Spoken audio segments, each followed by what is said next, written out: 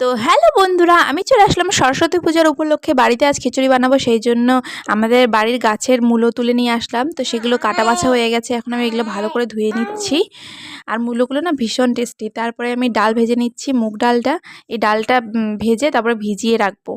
তারপরে এই দেখো কড়াইয়ের মধ্যে তেল দিয়ে দিলাম, ফোড়নে দিলাম শুকনো লঙ্কা, তেজপাতা, তারপরে পাঁচফোড়ন। এই যে সবজিটা বসিয়ে দিলাম, এই সবজিটা খেতে ভীষণ টেস্টি লাগে। এটার মধ্যে দেওয়া আছে আলু, বেগুন, মূলা, মটরশুঁটি, বাঁধাকপি আর কুয়াশ, এগুলোই দেওয়া আছে। ভীষণ টেস্টি হয় সেটা খেতে।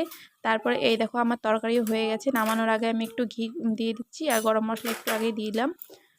তারপর এখানে তেল গরম করে এই যে বাদাম দিয়ে দিলাম, কারণ কি আজকে খিচুড়িটা রান্না করব আমি বাদাম আর কিশমিশ দিয়ে, মানে একদম ভোগের খিচুড়ির মতো। তো ভীষণ টেস্টি হয়েছিল খিচুড়িটা লাস্টের দিকে। তারপর আমি বাদামগুলো ভেজে বের করে নিলাম। তারপরে এই দেখো আমি এখানে আবার ফোড়নে দিয়ে দিলাম শুকনো লঙ্কা, তেজপাতা, পাঁচফোড়ন, তারপর বেটে রাখা মশলা যেটার মধ্যে ছিল আদা জিরা বাটা। তারপর এখানে দিয়ে দিলাম সেই চাল ডাল, ভিজিয়ে রাখা চাল ডাল দিয়ে ভালো করে ভেজে আগেই আমি গরম জল ফুটিয়ে রেখেছিলাম। সেই গরম জলের মধ্যে দিয়ে দিচ্ছি এখন সেই মিশ্রণ বলতে সেই ভাজা চাল ডাল। এখন ফুটে এলেই এর মধ্যে দিয়ে দেবো, ফুটে এলে কি মানে হয়ে গেছে প্রায় খিচুড়িটা, আর দেখালাম না।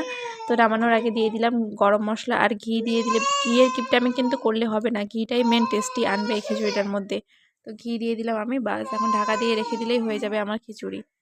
তারপর কাকু কাকিমা আসার পথে এই যে নিয়ে আসছিল ফালে, এগুলো আমি সবার জন্য সার্ভ করে দিচ্ছি। এখন ওরাও খিচুড়ি খেয়ে বাড়ি চলে যাবে। ভিডিওটা ভালো লাগলে লাইক করে দিও। এখনকার মতো টাটা, দেখা হচ্ছে আরেকটা